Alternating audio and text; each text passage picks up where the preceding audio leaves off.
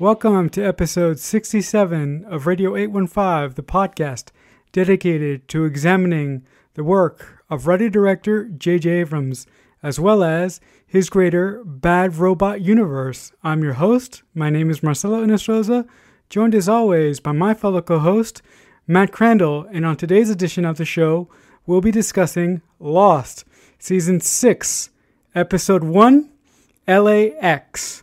Matt, I have something to tell you. You can let go now. We made it. We did make it. As we left our Losties in Season 5, the episode ended with Juliet smashing the bomb repeatedly, and that flash to white. The whole thing that we were trying to do was reset the timeline so that Jack and company never came to the island. And this episode opens. We are on Oceanic 815. It is in the air. Turbulence strikes. We see Jack. We see Rose. Very familiar staging from what we know of the plane crash. But in this instance, the turbulence passes. Turbulence passes. Everything is fine. Pilot Seth Norris, voiced by Greg Grunberg, comes over the intercom and says, "A little bit of turbulence, but nothing to worry about, folks. We're all good." And I'm thinking, holy shit.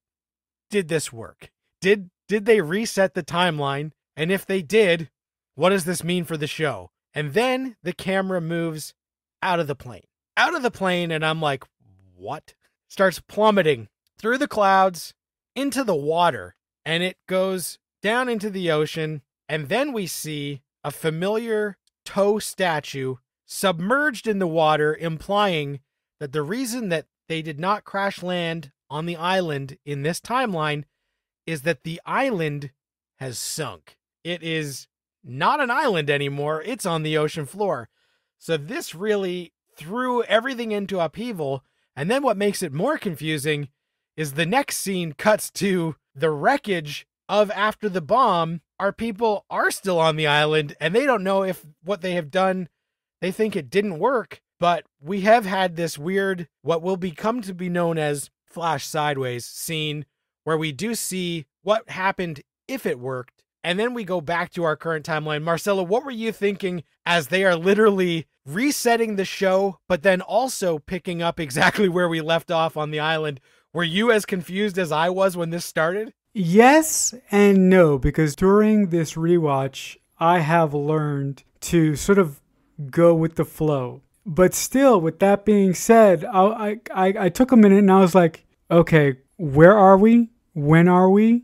And what timeline are we in? But the thing that I particularly liked most about this episode is that I love episodes that are bottle episodes, where you have a select group of characters in one location. And for the most part, at least by my estimation, this episode played like that. And I love the fact that we saw moments of the pilot episode of Lost remixed, from a stewardess on the plane asking Jack if he wanted another drink, from Rose looking over towards Jack for some assurance as they went through the turbulence, and from having Kate on the plane with the marshal.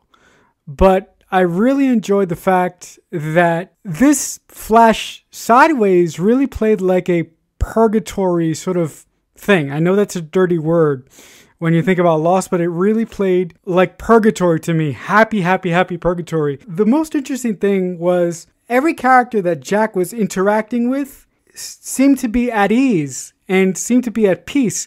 But Jack kept asking people, one person in particular, "Do I know you? Like, have we met somewhere?" And that one person in particular was Desmond Hume. I really liked that quirk in this episode. Yeah, that was amazing. And, it does make us wonder what is going on, because we know Desmond was not on the original flight. Now, that was because he was on the island. So if the island doesn't exist, then it is possible he did get on this plane. And then you wonder, well, is Jack remembering him from the Tour de Stade moment where they were running the steps in the stadium? Or did that even happen? Because if Desmond is on this plane, then did he go on this race around the world, or did that not happen? and Jack is actually recalling him from the events on the island. So there is that weird, like, we aren't sure if this is an alternate timeline or some sort of weird reincarnated timeline. But I do love that we hit those familiar beats, but then Bernard comes back to his seat. Then we do see that Kate is on the plane. And as we see everybody else on the plane, this was just the joyous and fun part of the episode where we bring back Arzt, who blew up back in season 1, and he's on the plane. We bring back Boone. He's on the plane. Charlie is on the plane. So we get to see like a lot of our favorite people who have been out of the show. My favorite moment on the plane, though, is where Hurley gets recognized as being the owner of Mr. Cluck. Arzt wants him to do this thing from an ad, and Sawyer's like, hey man, you shouldn't tell people you won the lottery. Somebody's going to try and take advantage of you. And Hurley says, nah, dude, that can't happen to me. I'm the luckiest man alive. Like, I'm so happy that in whatever this is, giving Hugo good luck instead of being cursed with bad luck put such a big smile on my face and made me think, like, I don't even care what they're doing here. This is just so much fun to see this kind of weird what if, and to revisit characters that we haven't seen in a while, but also see the ones that we have seen in different circumstances, to not be tortured by their baggage that we've witnessed for 5 seasons. So giving everybody like a clean slate, and even just changing something like Hurley being cursed with bad luck to being the luckiest guy in the world is so interesting and a fun dynamic that every time we jumped to a flash sideways in this episode, I loved all of those scenes. Even when people as minor as like Frogurt is on the plane, I just love that attention to detail that we brought back so many people and familiar faces. The big thing in the finale that you mentioned was that heart-wrenching Juliet death, and a death so nice they did it twice. Because this episode, the on-island stuff, Juliet did not die in the explosion, but she does die shortly after they realize she's still alive in the rubble. But she gets a proper goodbye scene and a big send-off. Because this aired so far away from the finale, doesn't feel like a cheap emotional redux. If this had been a week after we thought she had died and said a tearful goodbye, I think that it would have felt cheap. But because there was that 8-month gap, I don't blame the writers for wanting to do this. And it goes by that rule that, you know, this is not Game of Thrones. This is Lost. If somebody doesn't die on screen, usually they aren't dead. And so they do dupe us for a second where I thought, oh, they weren't going to go through with it. You can't kill off Juliet. And then they do. But her and Sawyer actually getting that great final scene and that closure was really nice. What were you thinking, Marcelo, as we had to go through that agony again? When I first heard her voice from underneath the rubble, I was like, wait a minute, isn't she supposed to be dead? I completely forgot this specific point from this episode. But like you, I thought that it was a nice way to give James and Juliet one more moment together. And when Juliet said to James, you know, there's something that I have to tell you, then she just went. I was like, well played. Well played. I mean, to me, it really felt like an episode of Lost where it was just very, very still, getting us back into the feeling of being on the island and catching up with our characters. Because stuff happened, but to me, it felt kind of melancholy. I don't know if I feel like that because I know that the end is here or it's coming. But did you feel any of that? Yeah, well, it's funny that you mentioned that because this episode introduces the flash sideways, but all the on-island stuff doesn't have as much forward momentum in terms of plot and even character as a lot of Lost used to. It feels like sideways momentum, like we're doing something, but it's not taking us forward. Like we are kind of almost stuck in a place, but like stuff does happen, but it doesn't feel the same as when A would cause B would cause C. This feels like, yeah, this is lower key, even though they do try and introduce like some wild, really wild stuff because we're retreading that familiar ground of actually saying goodbye to Juliet again, there's two big on-island scenes that I feel are the ones that have the most impact, but still don't have that driving urgency that Lost usually has. And I would say they are specifically when Hurley sees Jacob, that scene, and when Locke, fake Locke, Man in Black,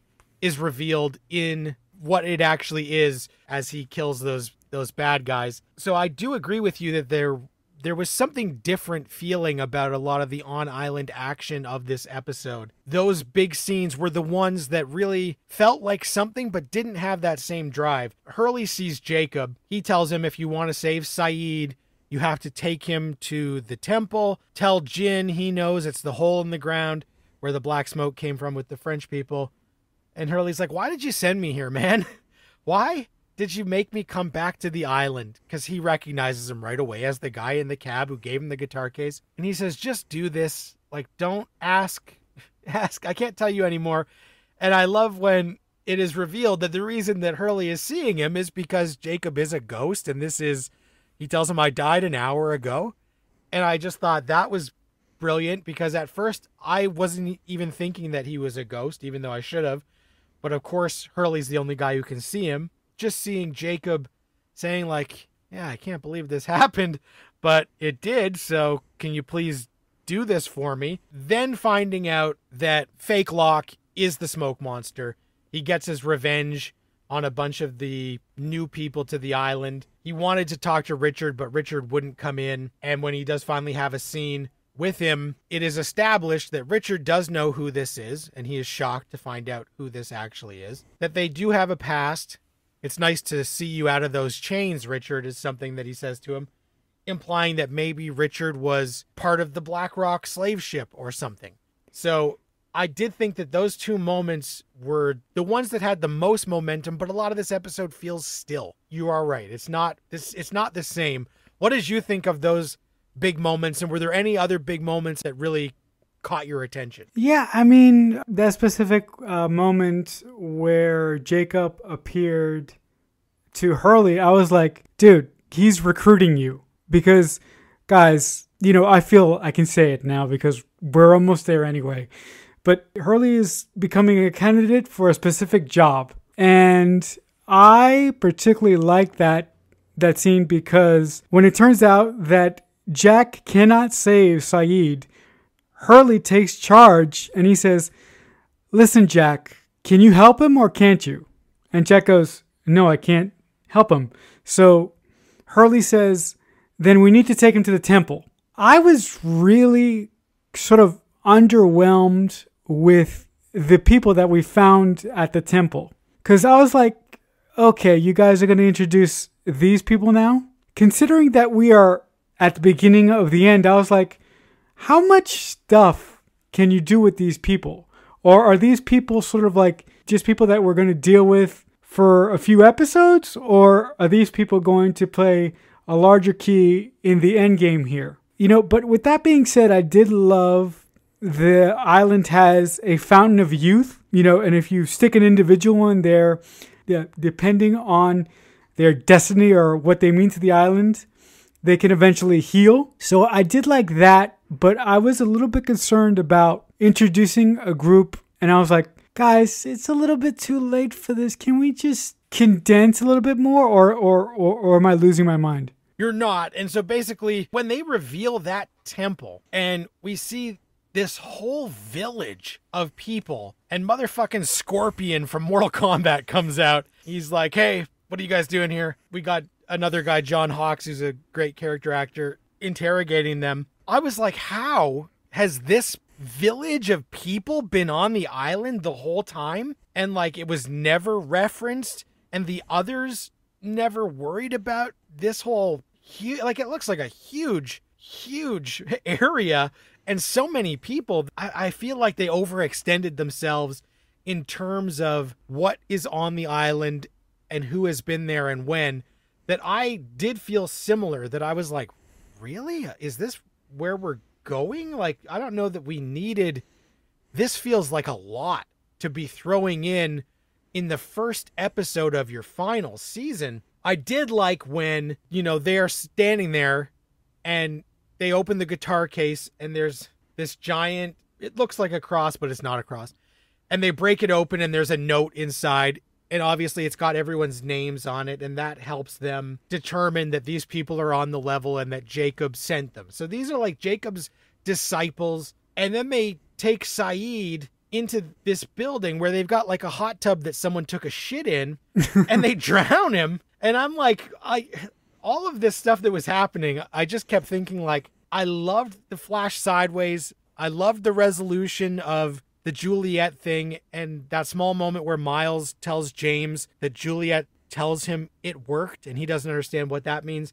But then we get into all of this stuff. And this is the stuff that I wasn't loving of this premiere, where it feels like so much to be throwing in that I'm wondering in 18 episodes, can they justify this? Can they pay it off without really stretching the credibility? Because part of the fun of Lost is the mythology and the mystery, but I love more of that when it comes to the characters' mystery and the mythology of these people and how they got into a place. And this feels like doubling down on the more extreme aspects of Lost. I always am mixed when they add so much religious subtext. And when Sayid is drowned because they're using this timer and they pull him out of the dirty springs and he's in like a Jesus Christ pose, like he's been crucified on the cross and his arms are out and they lay him down and Jack wants to save him and they say no. A few hours later, he comes back and it's like an accelerated timeline of like Jesus dying 3 days later comes back. And I'm like, okay, I don't know that this is what I wanted. That being said, when Hurley tells this group that Jacob is dead and they're like, whoa, record scratch, Jacob is dead. How do you know this? And he's like, well, he's told me. And they're like, oh shit. And they launch the warning fireworks and they're batting down the hatches because they think that he is going to come. That man in black, smoke monster, is finally set loose. I thought that was awesome. That stuff really had me excited to see what comes next. But a lot of this, Jack is beaten down. Everybody is so defeated after these people drown Sayid that I was just getting no joy from these scenes. And it just kept feeling like they were adding too much mystery and too much large-scale stuff when all I wanted was the quieter character moments. But lighting that rocket and saying, patting down the hatches for war, that stuff I enjoyed. To go off of your notes that you wanted the more of these small character moments, I particularly liked the moment between Benjamin and the smoke monster in the temple, where the smoke monster says to Ben, do you want to know the last thought that went through John Locke's head as you were strangling him to death? And he takes a beat and he says, I don't understand. And the smoke monster says, basically, John Locke was a weakling. He was weak. He was pitiful. He was disgusting. But you know the thing that placed John apart from everyone else? When he got here, he was the only one that wanted to stay here. And at some point in the conversation, the smoke monster says, you know what I want, Ben? I want to go home. So that to me was like, okay. I've seen Lost a lot of times, but I've never had to do, a week-to-week review of every episode as, I went along. So I completely forgot that glorious little nugget said by the smoke monster, and I was like, okay, so how exactly is that going to work? So I'm interested to see where that goes in the coming weeks here. Yeah, I thought that was really well done. And that was one of the most dynamic scenes where I just love the wording of it, where he's like, Ben, by the way, you did my dirty work, but you shouldn't feel bad about it. And also the thing you should feel bad about, though, is that when you killed Locke, like he was just thinking, I don't understand. And I love that he says, like, yeah, the irony of it all is that Locke just wanted to stay here and all I want to do is go home. And that was like, wow, what does that mean? Where is home? And so for the on-island stuff, that was one of the highlights. My absolute favorite scene of this episode. So the Flash Sideways is so much fun with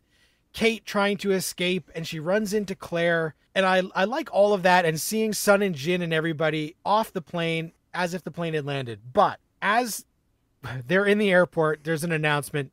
Jack Shephard, go to guest services or whatever. And he finds out that they lost the body of Christian. They thought they loaded it onto the plane. It's not on the plane. And while he's stressing out over this funeral that's supposed to happen and they have no body, he meets John Locke for the first time. First time in this timeline officially, because they lost something of John Locke's, a case full of knives. After 5 seasons of Matthew Fox and Terry O'Quinn just being fucking furious with each other. Every scene they have, they are just oozing with loathing and disdain for one another. To have them get to play a scene where they are just 2 guys, Jack's obviously in a more stressful situation, but Locke trying to calm him down and be the voice of reason, being a friendly face to Jack in these moments was so refreshing. And I just thought, like, what a gift to these actors that they finally got to have a scene where they aren't just pissed off at each other. I love that the way that it ends is that Jack is up to his old tricks because he says, how did you get in that chair? And Locke says, you know, it was a bunch of stuff, but it's irreversible. And Fix-It Jack says, nothing is irreversible. Here is my card. Call me. I'll do a free consult. And that's opening the door for so much more stuff in this weird timeline to unfold. But just seeing 2 of my favorite actors on the show who never get to have a moment of peace together actually get to just kind of smile at each other and say, like, I might be able to help you. And it was genuinely nice to meet you was the highlight. And like, I was smiling during that whole scene because I love these guys, and to finally have a moment where they can just enjoy each other's company rather than be trying to kill each other was awesome. You are so right. That to see that dynamic play out differently between Jack and Locke was really, really rather wonderful. But to me, the biggest problem that I had with this episode is structure. And I know, we're watching Lost and we're at the end. I needed a little bit more to sort of get a grasp about what was happening here between the Flash Sideways and the regular island stuff. That being said, the editing in this episode I thought was phenomenal. And the interesting thing that I picked out about that is, if you notice in the credits, this episode was edited by 4 different people. And that's usually not the case for Lost. So I don't know if when Damon and Carlton were writing this episode, I don't know what was going through their head. Do you think that they, at this point, they were just like, let's just finish? Think that they were concerned about how the audience that they had left was going to react to this? They didn't pull a David and Dan from Game of Thrones where they were just like, let's shit this thing out and call it a day. I do feel, though, that you are right, that there is something weird structurally. It's been so long since I've watched Lost, so I haven't revisited. And when I did rewatch Lost back in the day, I would watch the seasons again before the new season started. But season 6 is probably the season of Lost that I have watched the least. I believe I've only seen it once. So I haven't seen any of these episodes since 2010. But I do immediately recall that part of the frustration of this Flash Sideways, I alluded to when we did our season 3 finale episode. I said that was the change to flash forwards that was groundbreaking, that was betting everything on red and it paying off. And they tried it again with this device, and I don't think it works overall, partly because it takes so long for us as an audience to even understand what these Flash Sideways are. And when we understand it, I don't know that we understand it in a way of thinking like, this is something we had to see. It was essential to the story. Thank God they did this. So structurally, I totally get that as we're watching these episodes, the momentum just isn't there because we still are so unclear on what is actually going on within this framework of how the show is now structured. It's tough to get on board with it. Whereas immediately with a flash forward, we recognize what that is. That is something that we haven't seen that is happening after the island. Flashbacks, we know that that's something that we're seeing that happened before the island. This, I don't even know what these are, because if what they tried to do worked, then why am I still seeing on-island stuff?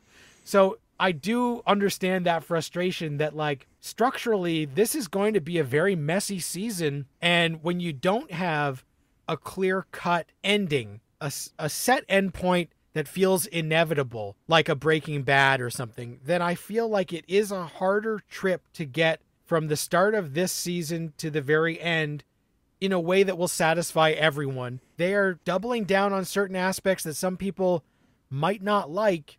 And if that's the case, then buckle up, because there's going to be more stuff coming your way that you might not super enjoy, but at least they're trying something different. But I appreciate the attempt, but I'm not sure it's all working. To be honest with you, I don't know how I feel about the episodes that we're going to see here in the coming weeks. For me, it's going to be more about the journey that I experience with these characters than the overall mystery of what is revealed about the island. With that being said, is there anything in specific that you want out of this final walk on the island? I'm not sure, because I know that the main thing that this final batch does is it is entertaining, and it does make sure that when they want to devastate me emotionally by the end of this show, they succeed. But in terms of all of the mythology and questions that they have laid on the table, if all I wanted out of this season is a satisfying answer, to feel like someone had written all of the subtext and themes in a book before they started and were able to disclose that this was the plan all along and that every breadcrumb was leading to this, then I feel like in that moment 11 years ago, it was just kind of a task that feels like no one could have pulled it off. And I don't know that they did, and we'll see as we go. It's interesting that there's so much that could happen that I just don't know that you can please everyone. And they have set up so much stuff over 5 seasons that even if you had 50 episodes, I don't know that you could pay it all off. But the thing I'm most excited about is seeing if I feel a little bit differently by the time credits wrap on the end. You know, back when this show ended, originally I did love the ending. And then it was only as we got further away from it that I started to pick apart certain aspects. Whereas, you know, there was a loud thud on the internet for a lot of people. But then there was that loud contingent of like, you know, it delivered, it was fine. I also have wondered how it has affected Lost's legacy over the years. Because now that it's on streaming, I think when you have a more condensed time to watch it, it probably plays better. But also, I just wonder, it's not a show that like is having a big resurgence because of streaming. And part of me wonders why that is. What is on the table for you that you are hoping that they deliver by the time these 18 episodes are over? I just hope that I feel a sense of completion and satisfaction from a character standpoint. I don't particularly care that much anymore about the mystery of the island. What I just want is to feel okay and at peace with the characters that I've been following for 6 seasons, or that we've been following for 6 seasons. So I just want to feel a sense of peace and completion from a character standpoint. I don't give a rat's ass about the greater mysteries of the island, because I can tell you right now, no spoilers, but the first time I watched this very last episode of Lost, I didn't set some things online that I still regret to this day. So with that being said, didn't age well. Yeah, it did. Yes, it did not age well at all. So with that being said, all right, guys. So with that being said, that'll do it for this edition of Radio 815. If you guys like anything that we do here and you want to reach out to us and you just want to talk to us, there are a couple ways to do that on Twitter. First, you can reach out to us by just using the hashtag Radio815, or you can reach out to us on our personal Twitter. It's JJUniverse815. The other thing that I want to mention before we close out today's episode is for those of you who follow us on our Twitter account, you may have noticed that for the past 14 weeks, we've been resharing episodes from our inaugural first season.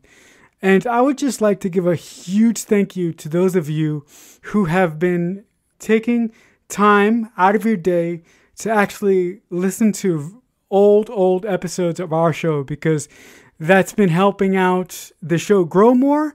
And I hope that if you chose to listen to those episodes, you would appreciate how much we've grown as podcasters. But with all that out of the way, Matt, if the good folks at home want to reach out and talk to you about anything, what would be the best place for them to do so? The best place to do so is on Twitter at Matt Crandall. If you guys want to talk to me, I'm also on Twitter. I'm at CreekFanatic88. But until next week, as always, we'll talk back soon.